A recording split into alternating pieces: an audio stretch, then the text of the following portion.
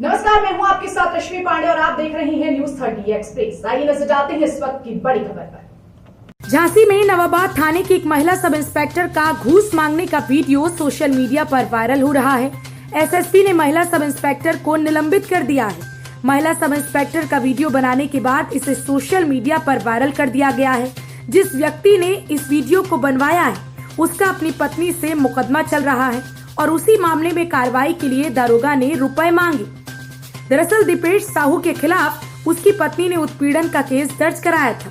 इसके बाद पति पत्नी में समझौता हो गया। इस समझौते के बाद हाई कोर्ट ने वेरिफिकेशन के लिए मामले की जांच अधिकारियों को दी। नवाबाद थाने की महिला सब इंस्पेक्टर और मामले की जांच अधिकारी ने दीपेश से 1 लाख रुपए की डिमांड की। इस मामले में दीपेश ने लेडी दरोगा का स्टिंग करने की योजना बना ली। आज दीपेश अपने वकील के साथ महिला दरोगा से मिलने पहुंचा और कोर्ट के आदेश को पूरा करते हुए वेरिफिकेशन करने का अनुरोध किया। इस पर महिला दरोगा ने 1 लाख रुपए की डिमांड की और बाद में 25,000 रुपए में काम करने को तैयार हो गए। वीडियो में दरोगा साफ कहते सुनाई दे रही हैं कि रुपए ऊपर के लोगों को भी देने पड़ते हैं। इस पूरे मामले का दीपेश ने किसी व्यक्ति से वीडियो बनवाकर सोशल मीडिया पर वायरल कर दिया। दीपेश का कहना है कि उसने अपनी और परिवार की सुरक्षा को ध्यान में रखते हुए यह वीडियो तैयार कराया है। आएगा फिर तो आपके हिसाब से कितना? हाँ भैया 25 तक करा दो। चलो 25,000 तक। चलो हम उससे बात कर रहे हैं भाई 25,000 तक। अब मैं बोल रही हूँ इसका इजी वे ये जितना ये अपना इजी वे कर दे, क्योंकि इसलिए कि ये साथ रह रहे हैं, इसलिए कोई वो नहीं है अपना। जल्दी बताओ तो मुझे। चलिए अभी बैठ लो तो फ़ोन करके बुला लें, तब फिर हम बात करेंगे। अभी थोड़ा बैठने दो। ठीक है, हमारे लौट के आ रहे हैं। तो जैसा कि सर आप पूछ रहे थे कि आखिर आज जो कुछ इतना ड्रामा हुआ ये आखिर हुआ क्या, तो मैं आपको बताना चाहूँगा कि कल की बात है। क्योंकि हम लोगों का, मेरा और मेरी पत्नी का, हम दोनों का दहेज प्रथा का केस मेरी पत्नी ने मुझ पर किया था और हम लोगों का राजीनामा हो चुका था तकरीबन 2 महीने पहले। और राजीनामा जब हो चुका था तो कुछ फॉर्मेलिटीज़ रह गई थी जिसके लिए हम लोग इलाहाबाद गए हुए थे और इलाहाबाद से एक आदेश आया था जो कि थाना नवाबाद में देना था। और थाना नवाबाद में जो हमारे एसआई हैं संजना सिंह, मैडम संजना के पास हमारा जो केस था, तो उनसे हम मिलने गए थे और उनको फ़ोन भी किया था हमने एक दिन पहले कि मैडम कुछ वेरिफिकेशन होना है और सीजीएम कोर्ट में मुझे पेश भी होना है। तो कहने लगे ठीक है, आप एक काम करो, कल आ जाना। मैंने ठीक है मैडम, मैं कल सुबह आपके पास हाजिर हो जाऊँगा। तो मैं सुबह अपने वकील साहब के पास पहुंचा। मैंने वकील साहब से बोला कि वकील साहब कागज़ आप रेडी हो गए होंगे तो आप मुझे दे दीजिए, हम वहाँ पहुंच जाते हैं। ठीक है, तो वकील साहब कहने लगे एक काम करो, चलो तुम एक काम करो, ये कागज़ पकड़ो और पहुँचो। और साथ ही साथ वकील साहब खुद चले, कहने लगे चलो मैं भी चलता हूँ तुम्हारे साथ। तो मैंने कहा और अच्छा, मतलब मैं तो डर रहा था, तो उन्होंने शायद वो भांप लिया ये डर क्यों रहा है, तो वो भी मेरे साथ चल दिए। फिर हम तीनों लोग, मैं, मेरी पत्नी और वकील साहब, हम तीनों लोग पहुँचे नवाबाद थाने झांसी। तो जैसे ही वहाँ पहुँचे तो पहले जैसे मैडम ने इतने प्यार से बोला कि आ जाना, चलो कोई दिक्कत नहीं होगी और सब देख लेंगे। और वहाँ देखते हैं तो मैडम सीधा सीधा ये बोलती हैं कि ये तो जाएगा अंदर, जेल के अंदर, और मुझे अंदर करवा दिया सीधा। तो मैं एकदम घबरा गया, मैंने कि हो क्या रहा है, मुझे समझ में नहीं आ रहा है। जबकि कागज़ में साफ साफ लिखा था you should not be arrested, मतलब मुझे अब आप अरेस्ट नहीं कर सकते हैं। और ऐसा कुछ है नहीं कि जिसमें मैंने क्राइम किया हो, और हाई कोर्ट का आदेश था। फिर भी मुझे अंदर कर दिया और मुझसे ये बोलने लगी कि आपको तो 164 में जेल जाना ही जाना है। मैं घबरा गया, बहुत ज़्यादा घबरा गया था। तो और वकील साहब ने बोला कि भाई आप उसको अरेस्ट नहीं कर सकती हैं और ये आदेश की कापी है। तो कहने लगे मुझे कोई आदेश प्राप्त ही नहीं हुआ। तो वकील साहब कह रहे ये जो मैं आपको दे रहा हूँ यही तो आदेश है हाई कोर्ट का। तो वो मानने को तैयार नहीं हो रही। फिर वो कुछ देर बाद, और फिर हाँ, तुरंत ही उन्होंने वकील साहब से ये बोला कि अब इसका कुछ नहीं होगा, ये तो जाएगा जेल, अब आप जाइए। तो वकील साहब को वो जाने के लिए बोल देती हैं। अब वो थोड़ी देर बाद मेरे पास आती हैं। अब मैं भी थोड़ा सा घबराया हुआ था, तो मेरे से बोलने लगी कि 1 लाख रुपए की व्यवस्था करो। मैंने कहा मैडम मैं 1 लाख रुपए की व्यवस्था कहाँ से करूँ, और मेरे पास इतना पैसा है नहीं, और हाल के समय में मेरी मम्मी का ऑपरेशन हुआ है, पिताजी है नहीं, बहन की शादी करनी है, और आप कह रही हैं 1 लाख रुपए कहाँ से लाएं। 1 लाख रुपए बहुत बड़ी रकम होती है हम जैसों के लिए।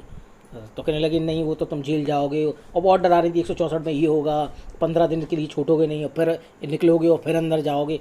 मैंने कहा मैडम मैं क्या करूं मैडम, मेरे पास इतना तो नहीं है। तो कहने लगे नहीं तुम सोच लो और मैं आती हूँ थोड़ी देर में। ठीक है मैडम आप देख लीजिए। तो वकील साहब से हमारी बात हुई थी, वकील साहब कहने लगे डरने की बात नहीं है, कोई चिंता नहीं करो, लेकिन भय तो भय होता है। फिर मैडम मेरे पास दोबारा आती हैं तो कहती हैं क्या हुआ दीपेश। मैंने कहा मैडम व्यवस्था तो नहीं हो पा रही। तो कहने लगी नहीं, अगर व्यवस्था नहीं हो पा रही तो एक काम करो, तुम 50,000 की व्यवस्था तो करके रखो ही रखो। मैडम 50,000 भी बहुत होता है, कहाँ से लाऊं मैं 50,000 रुपये। नहीं, कहने लगे इससे कम तो नहीं हो पाएगा, क्योंकि सब देखना पड़ता है हमें, और तुम्हारे कागज़ वागज भी सब देखने हैं, तुमको बचाना भी है। तो 50,000 दो, हम तुम्हारा यहीं मैटर ख़त्म हो जाएगा। तो मैडम 50,000 रुपये भी बहुत होते हैं, कहाँ से लाएँ 50,000 रुपये। और फ़ोन भी मेरे पास नहीं था, मेरा फ़ोन मेरी वाइफ को दे रखा था कि भाई तुम किसी का फ़ोन आए तो तुम देख लेना। फिर तीसरी बार वो आती हैं तो फिर 25,000 रुपये की डिमांड की है उन्होंने। पैसे तो पैसे हैं भाई, 2-4-5 हज़ार रुपये की बात हो तो आदमी सोच ले चलो यार दे के ख़त्म करो, क्यों टंटा रखना है, हटाए। लेकिन 25-50 हज़ार रुपये कहाँ से आदमी अरेंज करे, कहाँ से लेकर आए। मैंने कहा मैडम मैं बात कर रहा हूँ, अगर हो जाएगा कुछ तो मैं बताता हूँ, वैसे मेरी गुंजाइश नहीं दिख रही कि मेरे पास इतना पैसा हो पाएगा। तो फिर मैंने घर पे फ़ोन किया, तो घर पे फ़ोन किया, मम्मी कहने लगी कि बेटा इतना पैसा है कहाँ अपने पास, इतने मुसीबत तो चल रही है और तुम कह रहे हो पैसे की। तो फिर मैंने क्या करूं क्या नहीं करूं, मेरा दिमाग एकदम डिसबैलेंस। मेरी पत्नी भी वहाँ पर घबराई हुई थी, वकील साहब से बात मैं नहीं कर पा रहा था क्योंकि मैं अंदर था। तो अब मैं क्या करूं क्या करूं क्या करूं। अचानक उन्होंने मुझे बुलाया और मुझसे बोलने लगे कि एक काम करो, जो व्यवस्था हो जाए 15-20 हज़ार 10,000 जो भी व्यवस्था हो जाए वो व्यवस्था करके रखो, और फिर बकाया मैं बाद में देख लूँगी। मैंने कहा इतना भी करना और ऐसे समय पे करना, कहाँ से करूं पहले तो ये समझ में नहीं आ रहा, और अंदर होने के बावजूद तो और मेरी समझ में बिल्कुल कुछ नहीं आ रहा था। और ऊपर से बोल रहे हैं अब अगर इतना भी नहीं हो पाएगा तो अब कुछ नहीं हो पाएगा, तुम जेल जाओगे। अब देख रहा था तो काफ़ी हड़बड़ाहट हो रही थी, जैसे कि कुछ माहौल गरमाया हुआ है। मुझे नहीं मालूम था कि किसी ने मेरा वीडियो बनाया और मैडम का भी वीडियो बन चुका है कि जिसमें मैडम बोल रही हैं कि भाई पैसा इतना चाहिए। तो वहाँ कुछ हल्ला हुआ कुछ कि कोई वीडियो करके ऐसा कुछ हुआ। मेरी संज्ञान में ऐसा कुछ नहीं था कि मेरी जानकारी में हो कि ऐसा कुछ हुआ है। फिर मैडम बोलती हैं कि अच्छा एक काम करो, अपनी पत्नी को बुलाओ। तो पत्नी को, मैं सामने बैठी हुई थी, मैंने पत्नी को बुलाया अपनी, तो बोलने एक काम करो अच्छा एप्लीकेशन लिखो। तो तकरीबन 1 बार नहीं 2 बार 3 बार 4 बार ऐसे करके 3-4 बार एप्लीकेशन फिर बदल करवाते एक आखिरी बार एप्लीकेशन तैयार करवाई। और तब मुझे लगा कि शायद अब मैं निकल जाऊँ। तब भी मुझे ये जानकारी नहीं थी कोई मेरे वीडियो बन गया है या मैडम का वीडियो बन गया, मुझे कोई जानकारी नहीं थी। अब वहाँ से जैसे ही मैं बाहर निकला, और बाहर निकलने के बाद जैसे ही मैं वकील साहब से मिलता हूँ, तब मुझे जानकारी मिलती है कि किसी ने मेरा वीडियो बनाकर, उसमें मैडम भी हैं, और वो वीडियो वायरल हो जाता है। तो कुल मिलाकर एक चीज़ तो समझ में आ गई है कि हालांकि जो मुझसे पैसा मांगा गया है अगर मैं दे देता, अगर मेरे पास होता, लेकिन अगर कोई गरीब आदमी जिसके पास शायद बिल्कुल पैसा हो ही नहीं और उसके सामने अगर यही कंडीशन हो जाए, तब शायद क्या हो उस परिवार का। तो मैं तो यही कहूँगा भाई जो भी हो रहा है वो गलत हो रहा है, इस पर कहीं ना कहीं कार्रवाई होना चाहिए और इन सारी चीज़ों से गरीब आदमी को छुटकारा मिलना चाहिए। बस इतना ही मैं कह सकता हूँ। झांसी एसएसपी दिनेश कुमार पी ने बताया कि नवाबाद थाने में तैनात आईओ द्वारा रिश्वत मांगने के संबंध में एक वीडियो वायरल हुआ था। इसको संज्ञान में लेते हुए सीओ सिटी से आख्या मंगाकर संबंधित विवेचना अधिकारी को तत्काल निलंबित कर दिया गया है। जांच एसपी सिटी को दी गई है। जांच के बाद आगे की कार्रवाई की जाएगी। समझौता से कोई मुकदमा खत्म किया जा रहा था। इसी संबंध में वादी और प्रतिवादी दोनों अपना एफिडेविट देने के लिए आईओ के पास गए थे। आईओ के द्वारा उसमें रिश्वत मांगने के संबंध में एक वीडियो वायरल हुआ है। इसको संज्ञान तुरंत लेते हुए सीओ सिटी से आज्ञा मंगा के संबंधित विवेचनाधिकारी को तत्काल प्रभाव से निलंबित कर दिया गया है। उसमें जांच एसपी सिटी को दिया गया है। जांच उपरांत अन्य कार्रवाई की जाएगी।